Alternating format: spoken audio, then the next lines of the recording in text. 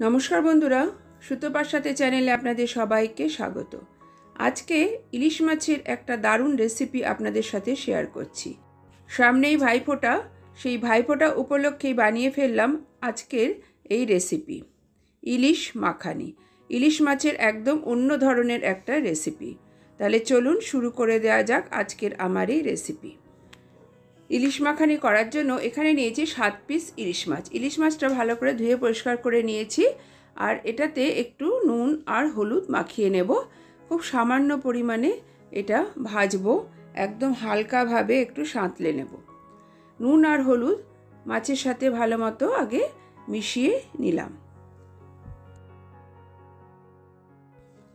গ্যাসের উপর একটা কড়াই বসিয়ে দিয়েছি। কড়াই গরম হয়ে যাওয়ার পরে এর মধ্যে দিয়ে দিচ্ছি 3 টেবিল স্পুন মতো সর্ষের তেল।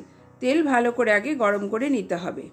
তেল গরম হয়ে যাওয়ার পরে মাছগুলো আমি এক এক করে দিয়ে দিচ্ছি। তবে আগেই বলেছি, মাছ কিন্তু আমি ভাজবো না, জাস্ট এপাশ ওপাশ করে আমি এটা নামিয়ে নেব। ইলিশ মাছ ভাজলে কিন্তু তার টেস্ট পুরোপুরি নষ্ট হয়ে যায়। আবার এটা ইচ্ছে করলে কিন্তু কাঁচা মাছ দিয়েও করতে পারেন। দেখুন, একটা পিঠ কিন্তু আমি খুব সামান্য সময় রাখলাম। এরপরে আমি সব মাছগুলো আবার উল্টে দিচ্ছি। আবার একটুখানি রেখে এগুলো আমি এক এক করে তুলে নেব।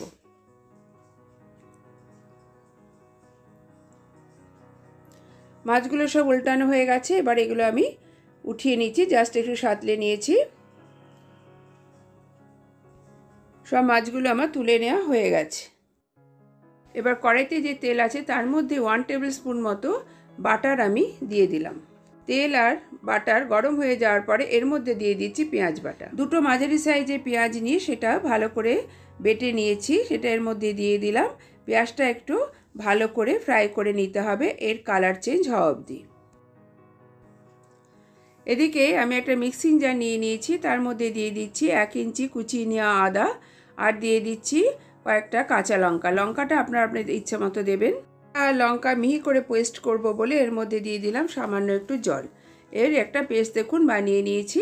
আবার আমি এদিকে পেঁয়াজের দিকে যাচ্ছি। দেখুন, পেঁয়াজটা কিন্তু ভালো মতোই কষা হয়ে গেছে, এর কালারের মধ্যেও চেঞ্জ এসছে। এবার এর মধ্যে আমি যে আদা আর লঙ্কাটা পেস্ট করেছি সেটা দিয়ে দেবো। আদা আর লঙ্কার পেস্ট দিয়ে দিলাম। এটা কিন্তু খুব ভালোভাবে কষতে হবে যাতে আদার কোনো কাঁচা গন্ধ এর মধ্যে না থাকে। গ্যাসের ফ্লেমটা কমিয়ে বাড়িয়ে এটা ভালো করে কষে নেব। দেখুন, এই মশলাটা পুরোপুরি কিন্তু কষা হয়ে গেছে। এবার এর মধ্যে আমি দিয়ে দেব হলুদ গুঁড়ো। 1/4 টিস্পুন হলুদ গুঁড়ো এর মধ্যে দিয়ে দিলাম। এরপরে দিয়ে দেব টমেটো পেস্ট।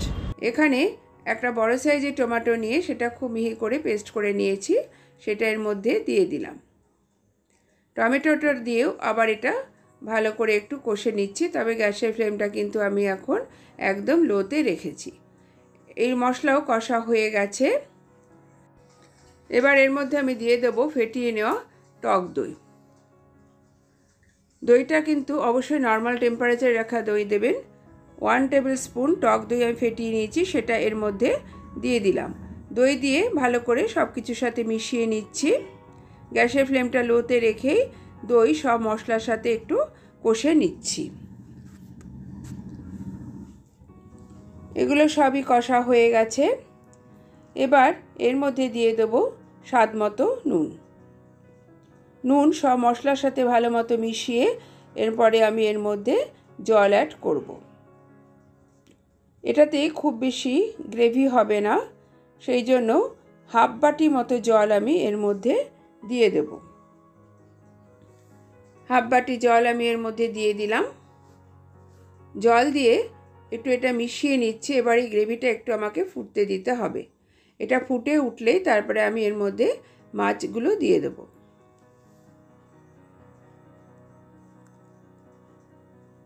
দেখুন, এটা ফুটে উঠেছে। এরপরে মাছগুলো এক এক করে এর মধ্যে দিয়ে দিচ্ছি। গ্যাসের ফ্লেমটা এখন আমি লোতে রেখেছি। লোতে রেখেই মাছগুলো দেওয়ার পরে 5 মিনিট মতো আমি লো ফ্লেমে রেখে দেব। তারপরে আবার আমি মাছগুলো উল্টে দেব। যেহেতু ইলিশ মাছ, সেজন্য খুব বেশি ফোটাতে হবে না। আর এটা কিন্তু আমি ঢাকাও দিচ্ছি না। একটা পিঠ হয়ে গেলে 5 মিনিটের মতো তারপরে আমি আবার উল্টে দেব। এবার মাছগুলো এক এক করে উল্টে দিচ্ছি। যেহেতু ইলিশ মাছ, এর থেকে বেশি সময় কিন্তু আর এটা রান্না হতে সময় লাগবে না। তবে দুদিকটাই উল্টে দিলে দুপাশেই মশলা ভালো মতোই ঢুকে যাবে আর মাছও ভালো মতো সেদ্ধ হয়ে যাবে। মাছগুলো এক এক করে উল্টে দিয়েছি। ইলিশ মাছের অনেক ধরনের রেসিপি আপনারা খেয়েছেন, পূর্ব বাংলার এই রেসিপিটা একবার ট্রাই করতে পারেন। দুপাশটাই উল্টে দেওয়ার ফলে মাছ কিন্তু পুরোপুরি তৈরি হয়ে গেছে। এবার এটা নামানোর সময় হয়ে গেছে। এটা নামানোর আগে এর মধ্যে দিয়ে দেবো আমি কিছুটা পরিমাণে বাটার। 1 টিস্পুন মতো বাটার আমি দিয়ে দিলাম। বাটারটা একটু মিশিয়ে নিতে হবে পুরো গ্রেভির মধ্যে। খুব অল্প সময়ের মধ্যেই যে এই ইলিশ মাখানির মতো একটা অসাধারণ ইলিশ মাছের রেসিপি তৈরি করে নেওয়া যায়, সেটা কিন্তু আপনারা আশা করি দেখতেই পেলেন।